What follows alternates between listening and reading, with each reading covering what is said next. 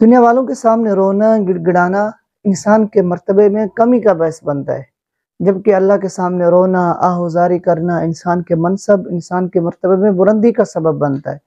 دنیا میں بہت سارے معاملات ایسے ہوتے ہیں جن کے لیے ہم سر دھڑ کی بازی لگا دیتے ہیں، ہم پوری کوشش کرتے ہیں ہمارے معاملات حل ہو جائیں، لیکن ہمارے کنٹرول میں نہیں رہتے۔ انسان جب اللہ کے سامنے روتا ہے، آہوزاری کرتا ہے، انسان کے معاملات سیدھے ہو جاتے ہیں، انسان کے حالات اس کے کنٹرول میں رہتے ہیں۔ حضرت علی رضی اللہ تعالی عنہ راتوں کی تنہائی میں بے قرار ہو کر اللہ کے سامنے ایسے روتے تھے جیسے کسی بچے کو بچھو نے ڈنک مار لیا۔ اب خود اندازہ لگائیں، جس بچے کو بچھو نے ڈنک مارا وہ کس طرح روتا ہوگا۔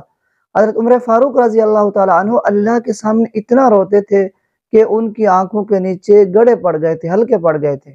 حضرت ابوبکر صدیق رضی اللہ تعالی عنہ اللہ کے ڈر کی وجہ سے اتنا روتے، اتنا ان کے دل میں بے چینی ہوتی تھی، فرماتے تھے کاش میں کسی مومن کے بدن کا بال ہوتا۔